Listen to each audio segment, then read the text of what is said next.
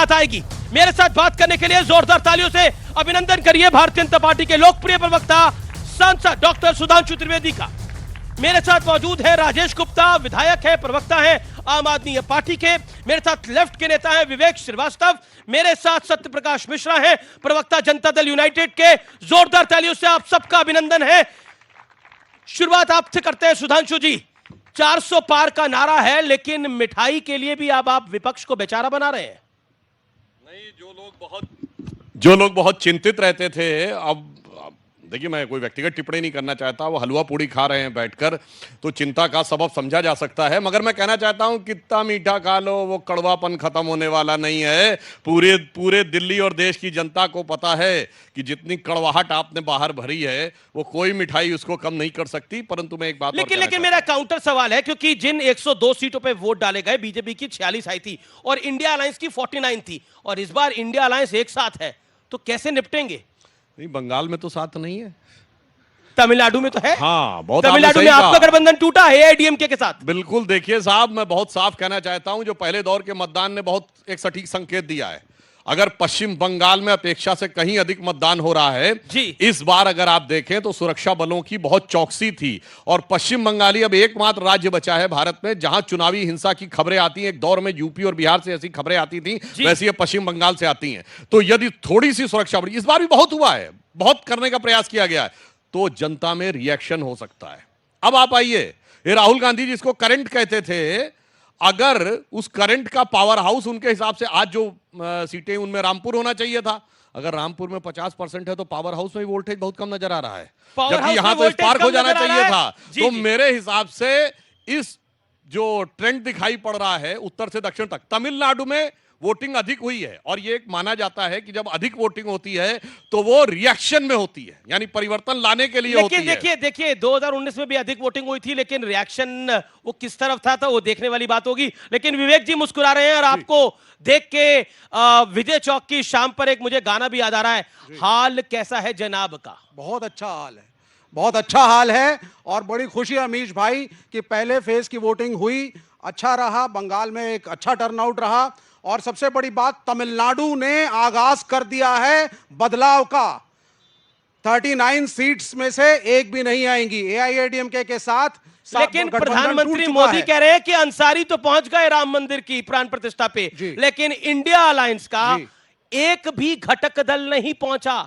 राम से दुश्मनी थी या मोदी से? जी, उस पे आऊंगा, लेकिन आप बताइए, राम मंदिर तो ठीक है, आज फर्स्ट फेज ऑफ वोटिंग में अल्मोड़ा के एक गांव ने इलेक्शन का बायकॉट किया, वोट नहीं डाले, और नारा दिया गांव वालों ने, रोड नहीं तो वोट नहीं। ये मेरे ख्याल से सुधांशु जी को सोचना चाहिए इस विषय में। आपने सारा का सारा फोकस इस तरफ धर्मांधता की तरफ, धर्म के नाम पे वोट बटोरना, राम मंदिर के नाम पे वोट बटोरना, रोड कौन बनाएगा? चलिए, रोड कौन बनाएगा, लेकिन मैं जनता से भी जानना चाहता हूं, आप लोगों के लिए महत्वपूर्ण मुद्दे क्या हैं? राष्ट्रीय मुद्दे महत्वपूर्ण है या लोकल मुद्दे महत्वपूर्ण है? राष्ट्रीय मुद्दे महत्वपूर्ण है तो हाथ खड़ा करें आप लोग, या लोकल मुद्दे महत्वपूर्ण है? तो दोनों, मुझे लगता है कुछ लोगों के लिए तो कुछ भी महत्वपूर्ण नहीं है, वोट तो डालने जाएंगे ना भाई। तो एक बार ऑडियंस के लिए जोरदार ताली हो जाए। थोड़ा देखिए, लोकसभा चुनाव का पहला राउंड हुआ है, मुझे लगता है कि थोड़ा जोश दमखम दिखना चाहिए। अपने लिए जोरदार ताली बजाइए, इस लोकतंत्र के लिए ताली बजाइए, इस जनतंत्र के लिए ताली बजाइए। मैं आता हूं आपके पास। सत्यप्रकाश जी, प्रश्न ये है कि आप इस बार मोदी को नहीं आने देना है, चाहे कोई और आ जाए। ऐसी बात नहीं है, वो इतने घबराए हैं, इस तरह से वो उन्होंने गाना सुना है ना, क्या ख्याल है आपका, तो मैं पूछ लूं, ये तो फिसल गए, ओहो, और मोदी जी निकल गए, हा। तो मोदी जी जिस नेतृत्व को इस धरती भारत पर काबिज कर बैठे हैं, वो पूरे भारतीयों के आत्मविश्वास के साथ बैठे हैं। अगर कश्मीर से लेकर के कन्याकुमारी तक एक छत्र कानून और संविधान और लोकतंत्र का राज, आज लोकतंत्र पे विश्वास व्यक्त किया जनता ने, तो लोकतंत्र की संध्या पर पूरे भारत को एक शुभकामना है। जो अभी सुधांशु जी ने कहा कि 77% से ऊपर बंगाल में वोट पड़ा है, वो जो करंट है बदलाव का, वो वोट वहां पड़ा है। और कहीं अगर इन्होंने ठीक कहा कि रामपुर में भी पड़ता अगर करंट होता, वो इंडिया अलायंस के पास इसलिए नहीं है कि ना नीति है, ना नेता है, ना नियति है, और लोकतंत्र को उनका कोई भरोसा लोकतंत्र में भी नहीं है। वरना ये बात वो लोकतंत्र के चुनावी सम्मेलन में मैदान में खड़े होकर नहीं कहते कि मोदी जी देश को भटका रहे, भटका वो रहे। एक आपने गाना गाया, ये तो फिसल गए ओहो हो, तो आपके लिए गाना है, हम तो बेवफा हरगिज ना थे पर हम वफा कर ना सके। ये आपको एक बात कहना चाहता हूं कि नीतीश कुमार जी की सिद्धांत, सुचिता और ईमानदार की 45 साल की इतनी बड़ी राजनीति है कि उनको हर दल पसंद करते हैं। वो नीतीश कुमार जी तय करते हैं कि राष्ट्रहित के बाद कौन सा दल पसंद करेगा। नहीं, राष्ट्रहित क्या है, चुनाव के बाद भी और पहले भी। अभी हम एनडीए अलायंस में पूरी मुस्तैदी के साथ हैं और इस नीति के साथ हैं कि राष्ट्र मोदी जी के नीतियों में तरक्की कर रहा है और आने वाले 2047 का जो उनका एक विजन है उसके साथ देश आगे बढ़ेगा। मैं चलता हूं राजेश गुप्ता। सुनिए, गाना सबसे फिट ये बैठता है जो राहुल गांधी जी ने अपनी तथाकथित न्याय यात्रा निकाली थी कि मैं जिंदगी का साथ निभाता चला गया, हर फिक्र को धुएं में उड़ाता चला गया। जी। और बर्बादियों का शोक मनाना फिजूल था, मैं बर्बादियों का जश्न मनाता चला गया। तो पब्लिक यहां पर ताली बजा रही है, लेकिन राजेश गुप्ता मेरे साथ हैं, प्रवक्ता और विधायक आम आदमी पार्टी के। राजेश भाई, करंट लगेगा, बीजेपी कह रही है कि इस बार करंट लगेगा, लेकिन आपको तो करंट लग रहा है। देखिए, क्योंकि आपने बहुत सारे गानों से शुरुआत करी, तो मुझे भी एक बहुत अच्छा गाना याद आ रहा है और मुझे लगता है कि सुना दीजिए। परफेक्ट है सिचुएशन पे, बिल्कुल, कि हालचाल ठीक ठाक है, सब कुछ ठीक ठाक है। फिर केजरीवाल जी क्यों परेशान है? एमए किया, बीए किया, सब कुछ लगता है एमए किया, आपकी दुआ से सब ठीक ठाक है।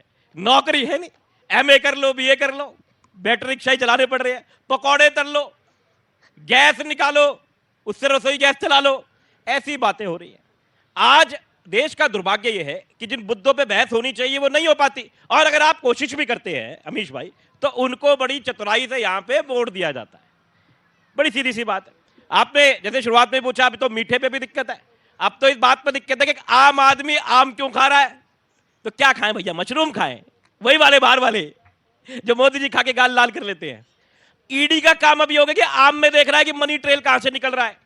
नवरात्रों में अगर कोई आदमी जो देश का 3 बार का एक स्टेट का मुख्यमंत्री रह चुका है, जी, अगर वो पूड़ी सब्जी खा लेता है तो दिक्कत हो जाती है कि भाई पूड़ी क्यों खा रहे हो, बताओ कमाल हो गया। बस सब मशरूम खाएंगे अब, क्योंकि 80 करोड़ लोगों को ये राशन दे ही रहे हैं, 5 साल के लिए इन्होंने गारंटी दे दी है। फिर ये कहते हैं हमने गरीबों को बाहर भी निकाल लिया है। कितनी कंफ्यूजन है भाई। या तो ये मान जाओ लोग गरीब है इसलिए आपको राशन भी देना पड़ रहा है, ये मान जाओ लोग गरीबी से बाहर आ गए तो फिर राशन क्यों दे रहे हो? सुधांशु त्रिवेदी, फिर मैं ऑडियंस वैसे एक बात बताऊं आपको, जो तिहाड़ जेल है वो दिल्ली सरकार के अंडर में है, केंद्र सरकार के अंडर में नहीं है। वो तो कह रहे हैं शिकायतें करते हैं, तो सुनिए, माननीय मुख्यमंत्री जी अपनी ही सरकार से कह रहे थे कि मेरा वेट कम हो गया, उनकी सरकार ने कहा वेट कम नहीं हुआ है।